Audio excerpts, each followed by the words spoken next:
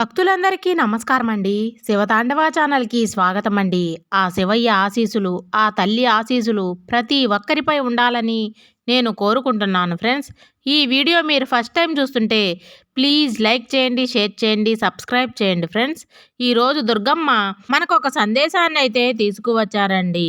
అదేమిటంటే, తల్లి రాజయోగం పట్టబోయే వారికే ఇంత అదృష్టమమ్మా. రామభజనలో మునిగి ఉన్న హనుమంతుణ్ణి తాకావంటే ఒక్కసారి తాకి చూడు. పెద్ద శుభవార్తతో నీ కళ్ళ ముందు ఉంటా అని చెప్పి ఈరోజు దుర్గమ్మ ఈ సందేశాన్నైతే మనకు అందిస్తున్నారండి. దుర్గమ్మ అందించే సందేశం, ఇక్కడున్న హనుమంతుణ్ణి తాకుదాం. ఎందుకంటే సమస్యలు చుట్టుముట్టినప్పుడు మనకు ఈ దిక్కు తోచక స్థితిలో ఆ భగవంతుణ్ణి ఆరాధిస్తాము. ఆ సమయంలో అన్నీ నువ్వే అని ఎంతో నమ్మకంతో భగవంతుని పాదాలు పట్టుకుంటాము. మరి ఈరోజు మన దుర్గమ్మ అంత అదృష్టం ఎలాంటిదో తెలుసుకోవాలంటే ఈ సందేశం తప్పకుండా వినాల్సిందే. తల్లి, నువ్వు నమ్మకం ఉంటేనే ఈరోజు ఈ సందేశం విను.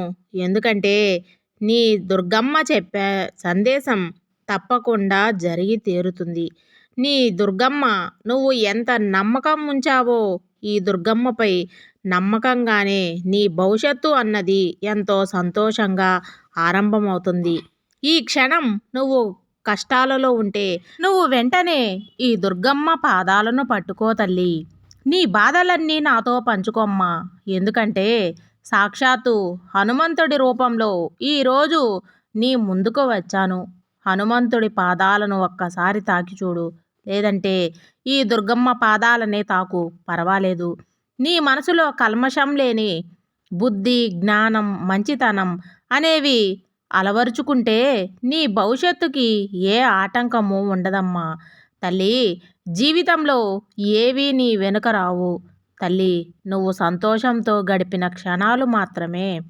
తప్పక మనం సంపాదించింది ఏదీ మన దగ్గర ఉండదు. ఒక్క మంచితనం, పుణ్యం, ఎదుటివారి హృదయంలో ప్రేమ తప్ప. ఇవన్నీ నువ్వు కోరుకున్నట్లయితేనే జరుగుతాయి తల్లి.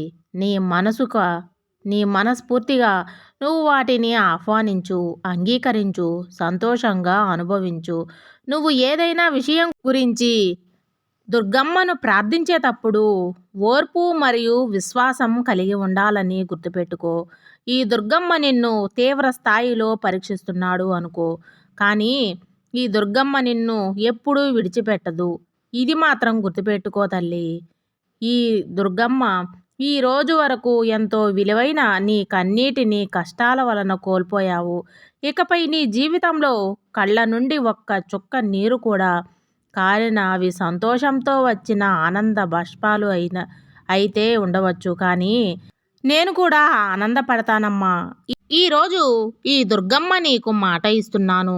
నీకే కష్టం రాకుండా నీ దుర్గమ్మ చూసుకుంటుంది. బాధలు అన్నవి ప్రతి మనిషికి ఉంటూనే ఉంటుంది. ఎందుకంటే తెలిసి తెలియక చేసిన ఆ తప్పులను ఎవరూ సరిచేయలేరు. ఎవరికి వారు వాటిని అనుభవించి జ్ఞానాన్ని సంపాదించి ఇతరులతో ఆ అనుభవాలను చెప్పుకుంటేనే అర్థమవుతుంది తల్లి.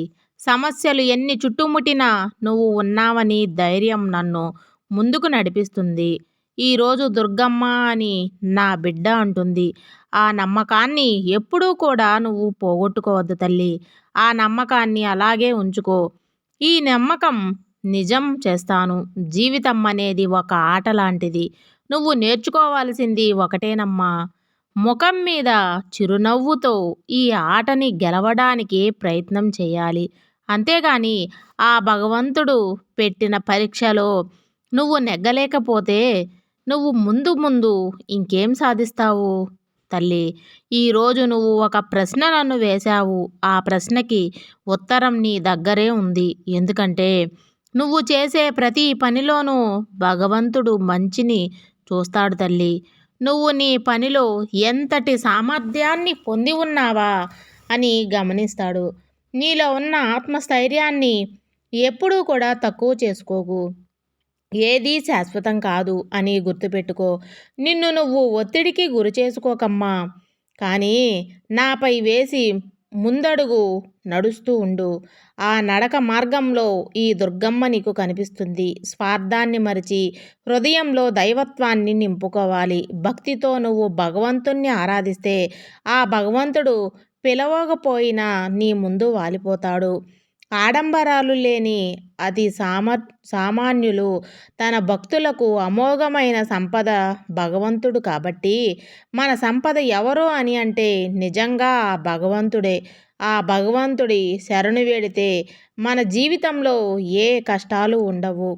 లేనిది ఆరోపించడం వలన ఉన్నదానిని కప్పివేయడం వలన సంసారిక జీవనం అయోమయంగా మసకగా ఉంటుంది. అలాంటి వారిని దాటగానే గురువు యొక్క మాటలే దీపపు వెలుగు లాంటివి.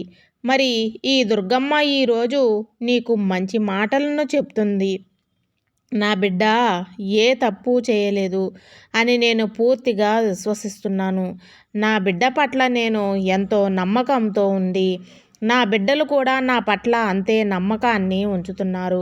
మరి ఈరోజు నాకు కష్టం వచ్చింది దుర్గమ్మ. నాతో పంచుకున్నా కూడా వాళ్ళ బాధలు తీరకపోతే ఇప్పుడు దుర్గమ్మని నిందిస్తారు. ఎందుకంటే నేనే కొన్ని సంవత్సరాలుగా అడుగుతున్నాను కదా, దుర్గమ్మ ఎందుకు నాకు ఇన్ని కష్టాలు ఇచ్చావు? నేను అడిగింది ఒకటే, ఒకే ఒక్క కోరిక, ఎందుకు నువ్వు తీర్చలేకపోతున్నావు తల్లి?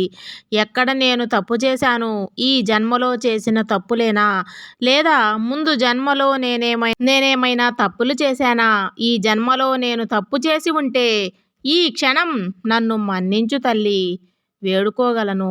కాకపోతే తెలిసి తెలియక తప్పుల వలన ఎందుకు నాకు ఇంత కష్టాలు అందించావు దుర్గమ్మ అని ప్రేమతో ఈ భక్తురాలు అడుగుతుంది. ఇదండి దుర్గమ్మ మన కోసం అందించే సందేశం. మీకు అందరికీ నచ్చిందని అనుకుంటున్నాను ఫ్రెండ్స్. సర్వేజన సుఖినో భవంతు.